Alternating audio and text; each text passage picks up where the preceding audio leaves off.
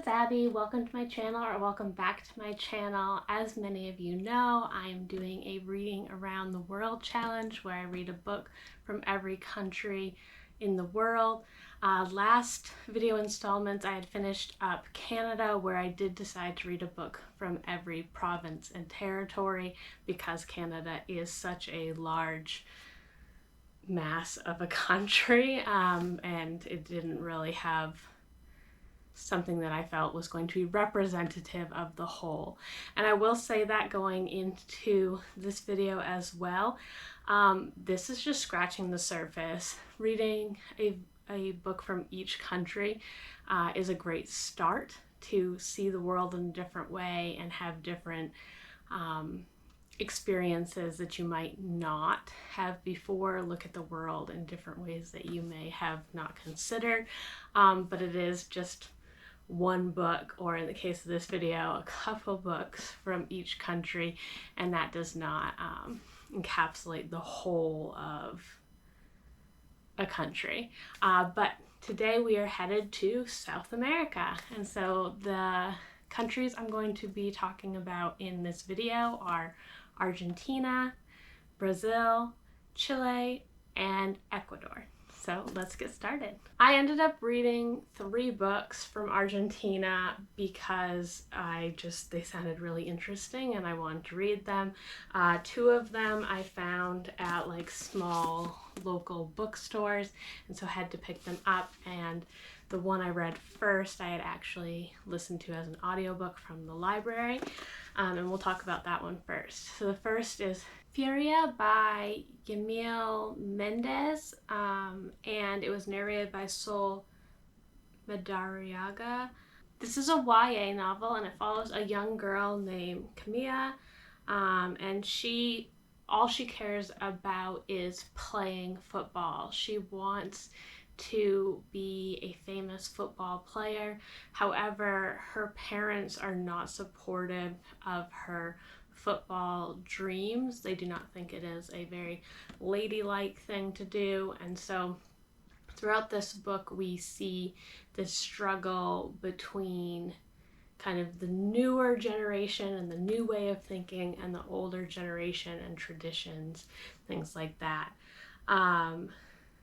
So the synopsis says, in Rosario, Argentina, Camilla Hassan lives a double life. At home, she is a careful daughter, living within her mother's narrow expectations, in her rising soccer star brother's shadow, and under the abusive rule of her short-tempered father. On the field, she is La Furia, a powerhouse of skill and talent. When her team qualifies for the South American tournament, Camilla gets the chance to see just how far those talents can take her. In her wildest dreams, she'd get an athletic scholarship to North American University. But the path ahead isn't easy. Her parents don't know about her passion. They wouldn't allow a girl to play football, and she needs their permission to go any further. And the boy she once loved is back in town. Since he left, Diego has become an international star, playing in Italy for the renowned team Juventus. Camilla doesn't have time to be distracted by her feelings for him. Things aren't the same as when he left. She has her own passions and ambitions now, and La Furia cannot be denied. As her life becomes more complicated, Camilla is forced to face her secrets and make her way in a world with no place for the dreams and ambitions of a girl like her. Filled with authentic details and the textures of day-to-day life in Argentina, heart-soaring romance, and breathless action on the pitch, Furia is the story of a girl's journey to make her life her own. And this book was so much more than, I know it says romance, but for a YA book, I felt like this tackled a lot of topics: domestic abuse, misogyny, female friendship, romance, where it isn't necessarily like a toxic relationship, but where people are young and they have their own wants and dreams, and like how to make those happen alongside of each other. And this book was phenomenal. I ended up giving it 4.5 stars, and the audiobook was amazing.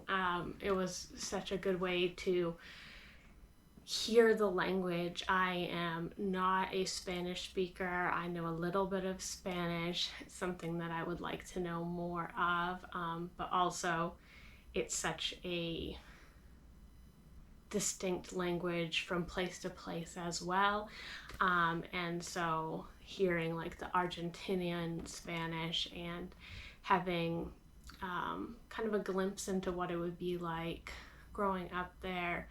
This is just a fantastic book that I would recommend to everybody. Definitely check trigger warnings for things like domestic abuse, sexual assault, murder, things like that. But just know that it is all handled very well, and I liked that the book wasn't just about one thing. It wasn't just about sports or just about friendship or love or family or expectation, and I highly recommend it. The next book for Argentina is Forgotten Journey, which is a short story collection by Silvina Ocampo and translated by Suzanne Jill Levine and Katie Latif Han. And this short story collection is described as 28 short stories first published in 1937 and now in English translation for the first time, introduce readers to one of Argentina's most original and iconic authors. With this, her fiction debut, poet Silvina Ocampo initiated a personal, idiosyncratic exploration of the politics of memory, a theme to which she would return again and again in the course of her unconventional life and productive career. And with this short story collection, I ended up reading it within a day at the beach, and the writing is just absolutely gorgeous, so poetic. It says that she's a poet, and the translators did an amazing job capturing the purple prose that she has here. But I just felt like even though you're jumping from place to place, you're in the town with her. So I'm just going to read a little bit of an excerpt. So, landscape with trapezes. Charlotte looked down at her breast. She wore a heavy wool dress embroidered with flowers, the sleeves roughly attached. It made her whole body feel constrained, as if pulled in different directions, similar to being trapped in those wooden elevators stopped between floors. Breakfast was ready on the table. She always had breakfast in hotel rooms when she was dressed and ready to go in the morning.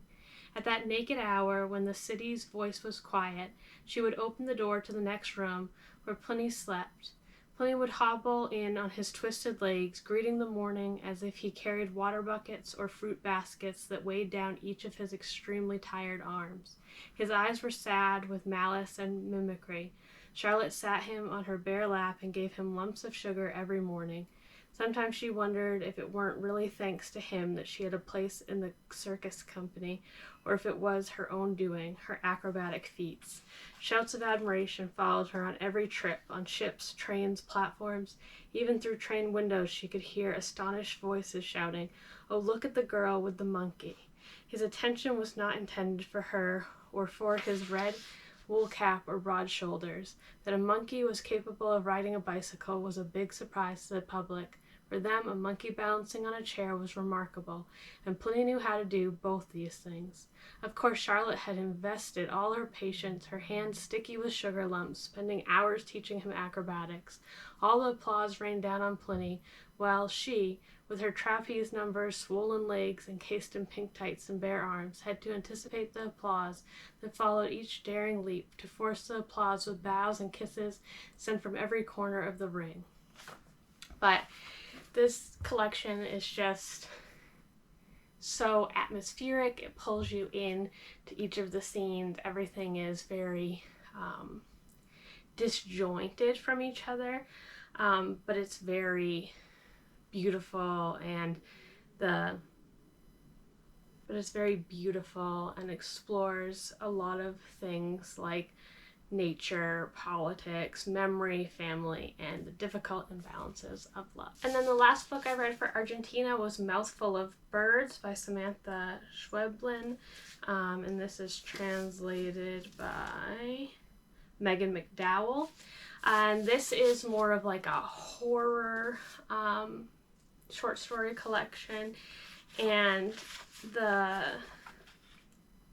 description says, the brilliant stories and mouthful of birds burrow their way into your psyche and don't let go. Samantha Schweblin haunts and mesmerizes in this extraordinary collection featuring women on the edge, men turned upside down, the natural world at odds with reality. We think life is one way, but often it is not. Our expectations for how people act, love, fear can all be upended. Each character in Mouthful of Birds must contend with the unexpected, whether a family coming apart at the seams, or a child transforming, or a ghostly hellscape, or a murder. Schweblin's stories have the feel of Sleepless Night, where every shadow and bump in the dark tacks on huge implications, leaving your pulse racing, where the line between the real and the strange blurs. And with all short story collections, there were stories that I really liked. You can hear the wind out there.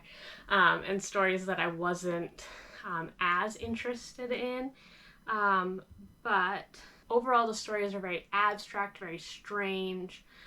And they highlight things that happen in real life, but they've kind of warped or made them kind of more bizarre. And the fact that they are connected to reality makes them very hypnotic. I'm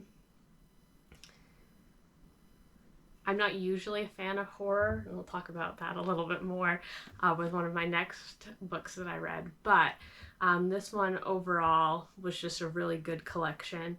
I particularly liked Santa Claus Sleeps in Our House, which explores infidelity, depression, and poverty through the eyes of a child. Headlights, which talks about women who've been abandoned by their husbands. And Mouthful of Birds, the titular story of what would you do if your daughter started eating live birds. Again, it's an exploration of marriage, this time also with parenting, and just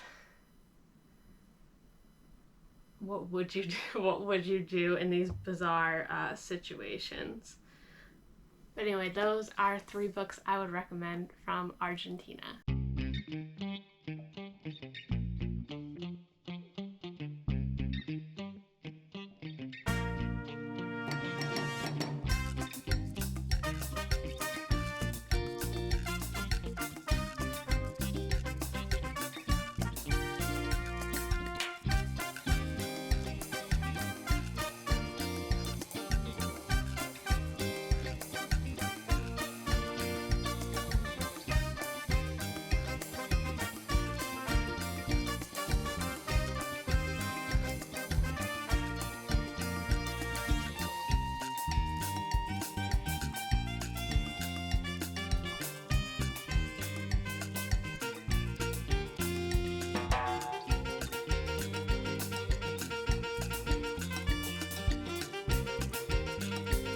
For Brazil, I read a young adult romance called Salt and Sugar by Rebecca Carvalho, and the description says, the grandchildren of 2 rival Brazilian bakeries fall in love despite their family's feud in this delicious debut rom-com perfect for fans of Nicola Yoon and Gloria Chow.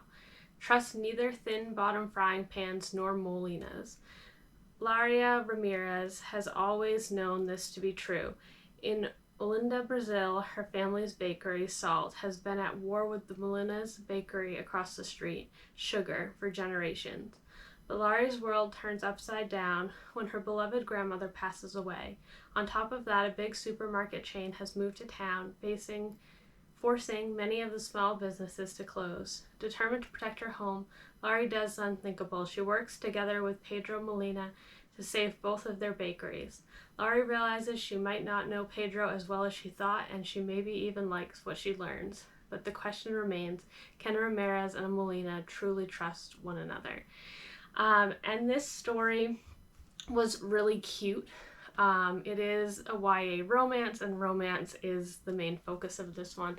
I gave it 3.5 stars because we have the typical enemies to lovers, but at the YA level where the miscommunication is off the wall. Like the amount of things that these people get into, where like at one point she accidentally knocks over one of their cakes, and then like they're saying that his family is saying her family is like cooking different animals, things like that. But it's all based off miscommunication, which is not a favorite trope of mine.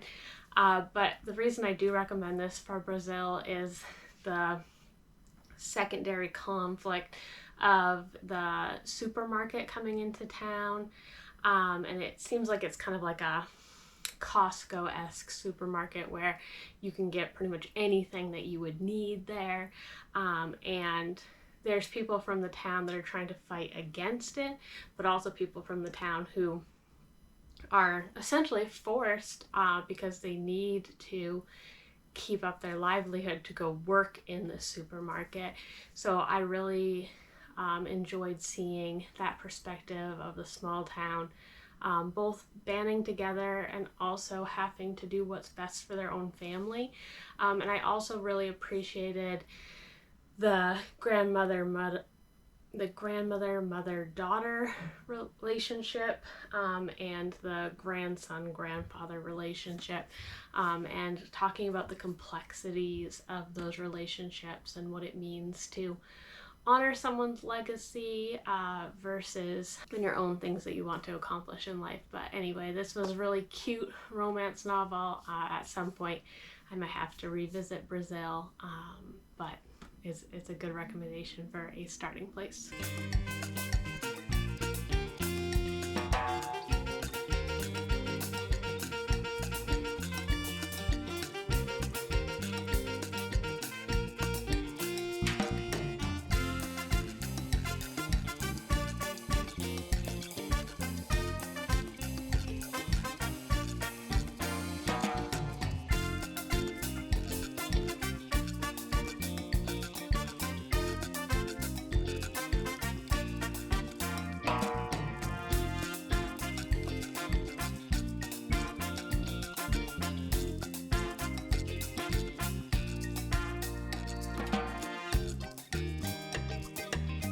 For Chile, I read 2 books again as well. First, I read House of the Spirits by Isabel Allende, and the reason I didn't just read that one is because I wanted a different perspective of one that was not set as far in the past.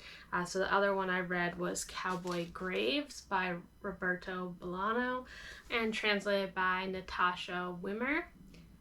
This collection I ended up giving 4 stars. It is 3 novellas, and it relies heavily on magical realism and surrealism, so the stories are very strange, but it also blends philosophy and wonder about the world into everyday normal life in Chile and Mexico. And I thought it was a good book. It definitely has its sexism and ableism and didn't fully cover like what I was looking for to kind of move past the House of the Spirits, but then that makes me think that it probably is still that way. He does mention in one of his novellas Nicanor Parra, who is a poet from Chile who I'll need to check out because I really enjoy poetry. But the story, I really enjoyed the first one the best, which is called The Airport, and has a character who's trying to leave Chile and is traveling through these different places to try to get to Mexico. But yeah, this was very weird, very surreal and magical realism are definitely the best descriptions of this. I enjoy magical realism. Surrealism is a little weird to me. Like there's one point, there's a character just like waiting near a telephone, and he answers the telephone and he gets like accepted into this like surrealist society of people who live in the sewers in Paris, and it's just a very, very odd story. But it does capture kind of the streets of Chile and just what it would be like growing up. House of the Spirits was an enjoyable read, but it opened up some very mixed feelings for me about translation. So at its heart, the House of the Spirits is about 3 generations of the Treba family. The patriarch Esteban is a volatile, proud man whose voracious pursuits of political power is tempered only by his love for his delicate wife Clara, a woman with a mystical connection to the spirit world. When their daughter Blanca embarks on a forbidden love affair in defiance of her implacable father, the result is an unexpected gift to Esteban, his adored granddaughter Alba, a beautiful and strong-willed child who will lead her family and her country into a revolutionary future. And that, the exploration of family, the magical realism of the gifts that these different women have in this family, the way that the men in their lives don't fully appreciate them until it's too late. I really enjoyed those aspects of the book, and the writing is absolutely gorgeous. But I had mixed feelings, and it made me think about translation, because there's a lot of very racist descriptions and very derogatory towards people with mental health disorders, and I just felt like some of those things could have been fixed in translation if they didn't seem as important to the story. So like the domestic abuse and the sexual abuse and some of the torture that's happened is thrown in there nonchalantly, but it does show the misogyny and the patriarchy and what these women are contending with in these generations. But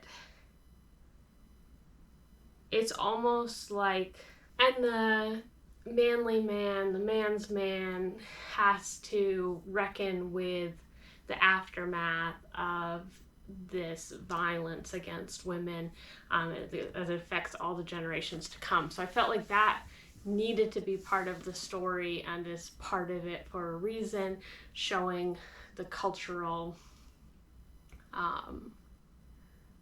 perception of women and their place in society, the racism and the ableism / just words used to describe people with mental health disabilities was very off-putting. Some words that I had just like never even heard before, and I felt like maybe with a translation you could have been like, oh, well, these words were used because they're of that time, of that vernacular, but they didn't really seem to apply to the story overall. And I feel like you could have just talked about the cultural divisions without using the actual language and terminology. But that might just be a me thing. I felt like it's such a beautiful book, and the way it explores the dynamics of men and women through generations of time felt very important to me. It felt like something that should be passed on to the next generation of readers. But then there was just these different scenes in there that I felt like just didn't need to be a part of it. And for those that have read it, the part where she goes to this house and there's like an exhibit of people from other cultures, it did not feel like it was necessary to the story, but I could be completely off base there. But that's why I read another book, that one also very much full of misogyny, but less of the other things. So that was my experience with Chile. If you have a recommendation for me, I I would love to check out something else from this country that is newer.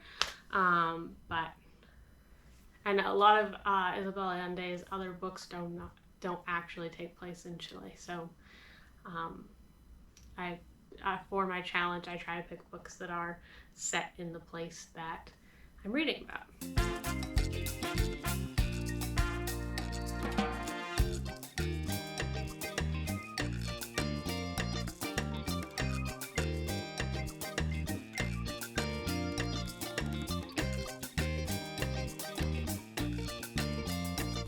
And that comes to why I read 2 books for Ecuador. So first I read The Inheritance of Orquídea Divina, which I enjoyed.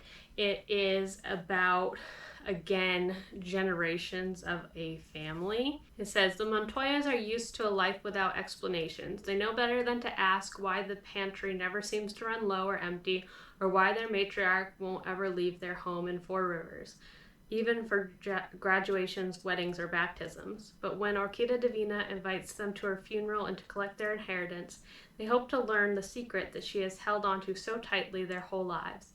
Instead, Orquídea is transformed, leaving them with more questions than answers. 7 years later, her gifts have manifested in different ways, from Marimar Ray Tatinelli's daughter Rhiannon, granting them unexpected blessings. But soon a hidden figure begins to tear through their family tree, picking them off one by one as it seeks to destroy Orquídea's line. Determined to save what's left to their family and uncover the truth behind their inheritance, the 4 descendants travel to Ecuador, to the place where Orquídea buried her secrets and broken promises and never looked back. Alternating between Orquídea's past and her descendants' present, The Inheritance of Orquídea Divina is an enchanting novel about what we knowingly and unknowingly inherit from our ancestors, the ties that bind, and reclaiming your power. So I enjoyed parts of this story. I loved the magical realism. I loved how people compared it to Encanto with the matriarch and the family and the gifts. I just felt like it didn't quite deliver upon all of the mystery and stuff that it promised, and also it wasn't as much set in Ecuador as I had thought originally going in. So it is a very good story, but it just, I don't feel like I learned very much about Ecuador, particularly because she spent most of her time in Ecuador as part of a circus, a traveling circus, so not like day-to-day Ecuador by any means. But it was an enjoyable read and one that I do recommend. It just, I felt again like I needed to read something else. And something else I read was Jawbone by Monica Oeda, translated by Sarah Booker. And the description for this one says, Fernanda and Annalise are so close they are practically sisters, a double image inseparable. So how does Fernanda end up bound on the floor of an abandoned cabin, kidnapped by one of her teachers, and estranged from Annalise? When Fernanda, Annalise, and their friends from Opus Dei Delta Academy for Girls convene after school, Annalise always spins the scariest stories and devises the riskiest games.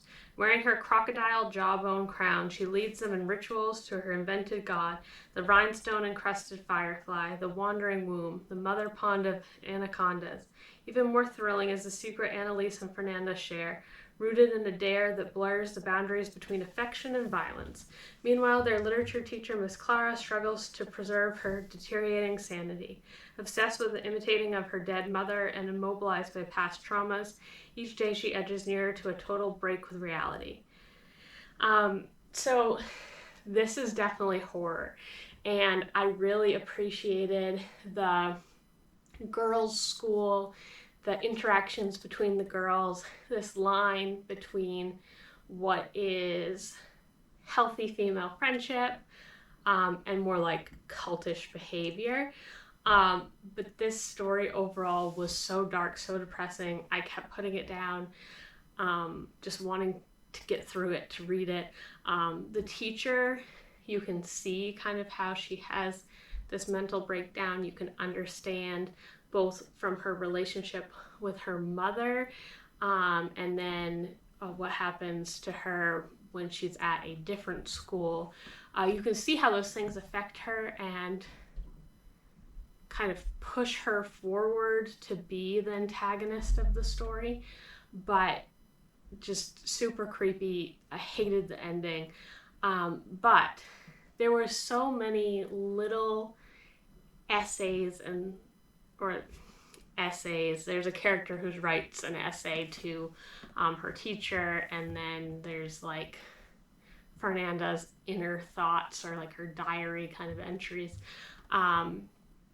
where you have these explorations, particularly of motherhood and girlhood, that were so poignant.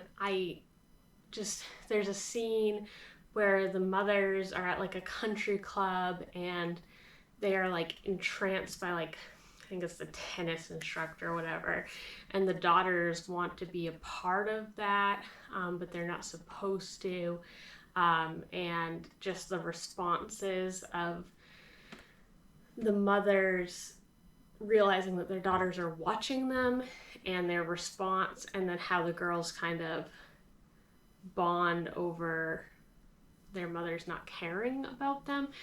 I'm not explaining it very well, but I just felt like it was very powerful in this exploration of kind of found family and doing things to want to feel loved or belong. But yeah, the whole story is very messed up, and even though it's a really short book, I feel like it was so much to get through. But I would still recommend it, and if you like horror, then you're probably all set with it anyway. But it was just, horror is not my genre. But I felt like the showing of the different classes and the private Catholic school setting gave me a little bit more understanding of Ecuador and the way that it is set up there. Obviously without the crazy things happening. But overall, I'm glad I read it.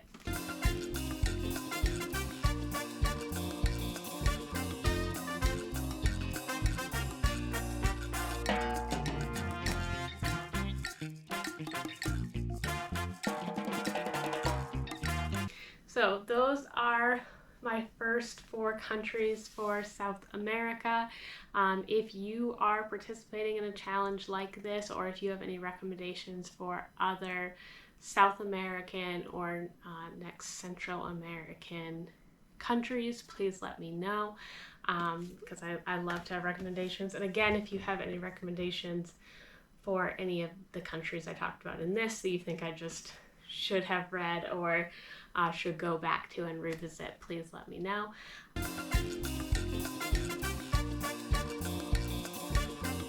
Next time we are headed to Colombia, Peru, Uruguay, and Venezuela. So I will see you then.